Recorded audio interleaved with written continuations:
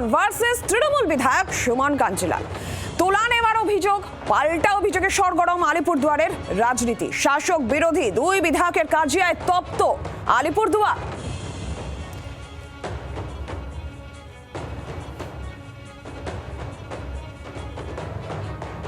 যাদের অস্বাভাবিক মৃত্যু হয়, ময়না তদন্তের জন্য নিয়ে আসা হয়, সেই পরিবারগুলো থেকে একটা কাটমানি তোলার সিস্টেম তিনি প্রথম চালু করলেন। এই মৃতদেহের থেকে সেখানকার কর্মীদের মাধ্যমে যে টাকা তোলা হয় তার একটা অংশ নিশ্চিতভাবে তিনি ভাগ পান। এই মৃতদেহের থেকে তিনি যেভাবে টাকা তুলছেন, এর চেয়ে লজ্জার, ঘৃণার কিছু নেই। তপন দেব রয়েছেন আমাদের সঙ্গে এই মুহূর্তে টেলিফোন লাইনে। প্রতিনিধি তপন, সুমন কাঞ্জিলাল তার বিরুদ্ধে যে অভিযোগ বিজেপি বিধায়ক এনেছেন, গুরুতর অভিযোগ, পাল্টা সুমন কাঞ্জিলালও আইনি নোটিশ পাঠানোর হুঁশিয়ারি দিচ্ছেন, সব মিলিয়ে বিষয়টা ঠিক কি ঘটেছে? বিধানসভা নির্বাচনের ঠিক প্রাক মুহূর্তে কিন্তু এটা জেলার রাজনীতি নয়, রাজ্য রাজনীতিতে কিন্তু নজিরবিহীন।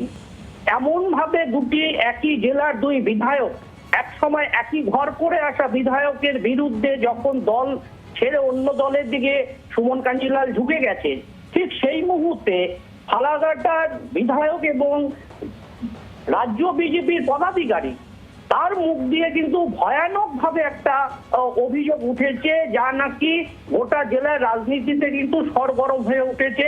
সোশ্যাল মিডিয়া থেকে শুরু করে গোটা জেলায় বিভিন্ন জায়গায় কিন্তু এটার কিন্তু সমালোচনার ঝড় উঠছে।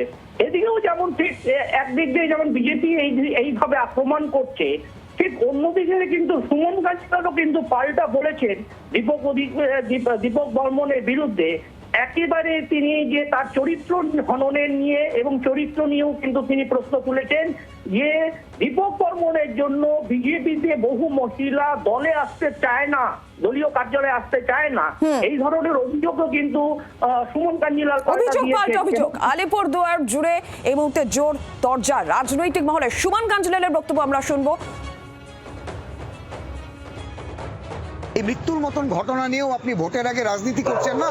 উনার বিরুদ্ধে আইনি পদক্ষেপ নেব, কারণ উনি কোনো রকম প্রমাণ ছাড়া, কোনো সুনির্দিষ্ট অভিযোগ ছাড়া তিনি এই ধরনের কথাবার্তা বলছেন।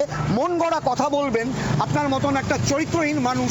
আপনার চরিত্রের যদি আমরা ইতিহাস তুলে ধরি না, কিন্তু এই নোংরা আমরা ঘাটতে চাই না। রাস্তায় নামুন, হাসপাতালে আসুন, আপনাকে আমি চ্যালেঞ্জ করছি। জেলা হাসপাতালে এসে আপনি এই কথার প্রমাণ দিন। বাংলার আওয়াজ, বাঙালির আবেগ, জি 24 ঘন্টা।